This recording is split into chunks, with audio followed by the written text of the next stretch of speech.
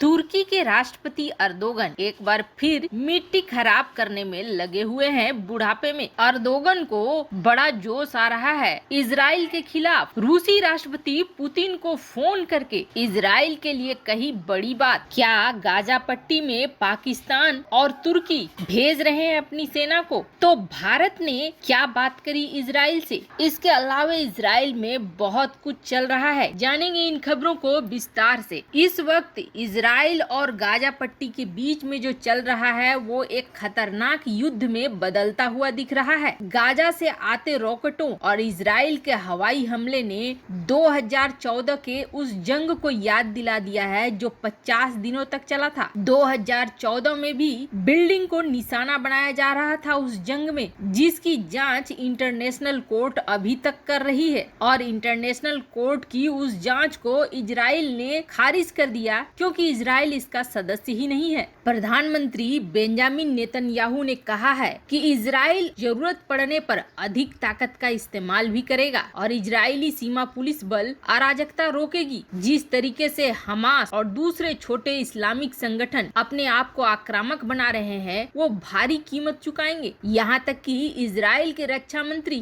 बेनी गांटेज ने यहाँ तक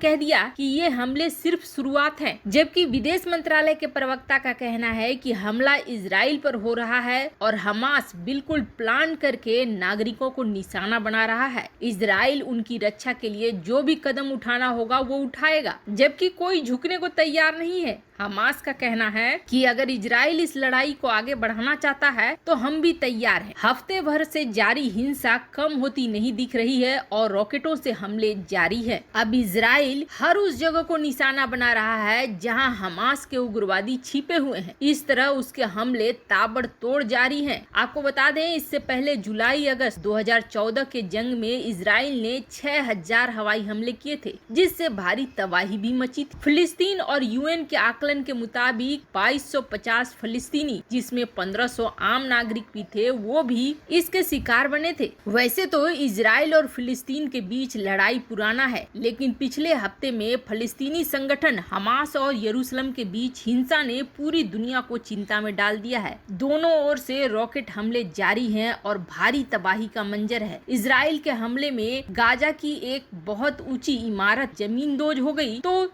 हमास ने भी ज्यादा से ज्यादा रॉकेट दागना शुरू कर दिया। दोनों में से किसी के भी पीछे हटने की संभावना तो दूर, दोनों ही ये ऐलान कर रहे हैं कि ईंट का जवाब पत्थर से देंगे। ऐसे में अब यहाँ एक बड़े युद्ध का डर पैदा हो गया है। पहले भी दोनों के बीच हालात युद्ध की ओर ले जा चुके हैं और एक बार फिर नजारे वही दिख रहे हैं। अब देखो, रिपोर्ट्स जो कहती हैं कि हमास के कब्जे वाले गाजा पट्टी से सोमवार से बुधवार के बीच 40 घंटों में 1000 से ज्यादा रॉकेट दागे गए। यूं तो इजराइल ने आयरन डोम डिफेंस सिस्टम से अपनी बड़ी आबादी को सुरक्षित रखा है, लेकिन तकनीकी खराबी के कारण कुछ रॉकेट इससे बच निकले हैं और अभी इजराइल का आयरन डोम का सक्सेस रेट 80 से 90% बताया जा रहा है। यानी जो ये 10% बच जा रहा है, इसकी वजह से इजराइल के कई इलाके रॉकेट से क्षतिग्रस्त हो रहे हैं। अब इसके बाद अभी OIC के 57 देशों की बैठक तो चली रही थी, लेकिन अजरबैजान आर्मेनिया की लड़ाई में जीत हासिल कर चुके तुर्की के अर्दोगन फूले नहीं समा रहे हैं और उन्हें ऐसा लग रहा है कि जिस इजरायली ड्रोन की मदद से अजरबैजान ने आसानी से युद्ध को जीत लिया, अब उसी इजराइल को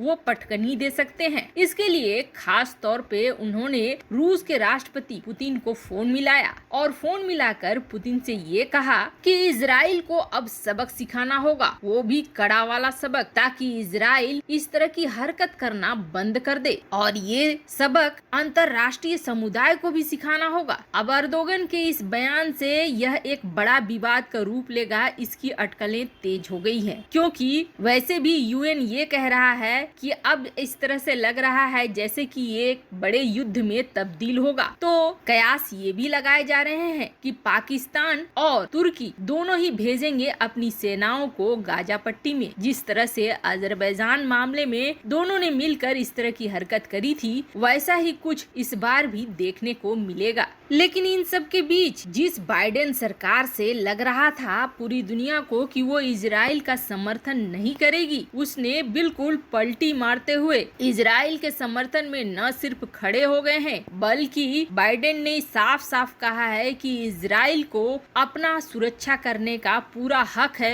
और अपने सुरक्षा के लिए वो जो चाहे वो कर सकता है। तो वहीं अमेरिकी रक्षा मंत्री लॉयड ऑस्टिन ने बुधवार को बिल्कुल साफ साफ किया कि हमारा पूरा सहयोग है इजराइल को और इजराइल की तरफ हम बिल्कुल दृढ़ता से खड़े हैं। इजराइल को हक है कि वह हमास और अन्य उग्रवादी संगठनों से अपने आप को बचाए। जिस तरीके से हमास जो कि आतंकवादी समूह है वह इजराइल पर लगातार रॉकेट दाग रहा है, वह बिल्कुल गलत है। ऐसे में इजराइल को पूरा हक है कि वह जवाब दे और जवाब का अंजाम जो भी हो वो देखा जाएगा। वैसे आपको बता दें, अमेरिका के joint chief of staff general mark मिले ने इजराइल के अपने समकक्ष से बातचीत भी करी है। इजराइल और अमेरिका जहां एक दूसरे से इस मामले में बिल्कुल साथ साथ चल रहे हैं, तो वहीं अर्दोगन मुस्लिम देशों को भड़काने में लगे हुए हैं और उनका कहना है कि जिस तरीके से अल अस्का मस्जिद पर कब्जा करना चाह रहा है इजराइल, उसे रोकने के लिए हम सबको मिल जाना चाहिए और इजराइल पर कड़ा प्रहार करना चाहिए। वहीं दूसरी तरफ नेतन्याहू ने स्टेट ऑफ इमरजेंसी लागू कर दिया है ताकि उनके देश के अंदर किसी भी तरह का बवाल पैदा न हो और खास करके जितने फिलिस्तीनी टेरिटरी हैं उसके आसपास अपनी सेना की तैनाती कर दी गई है। शेख जरा को लेकर चल रहा ये विवाद अब एक धीरे धीरे बड़ा रूप ले रहा है, जो कि फिर वहीं लेकर आकर खड़ा कर रहा है जहां पर पहले 6 देश लड़े थे इजराइल के साथ एक साथ। इन सब के बीच भारत भी लगातार संपर्क में है इजराइल से। प्रधानमंत्री नेतन्याहू के बारे में ये कहा जा रहा है कि उन्होंने हमास को बिल्कुल ये कहकर चेतावनी दी है कि अब उनके सर पर खून चढ़ गया है। अगर हमास ने नहीं रोका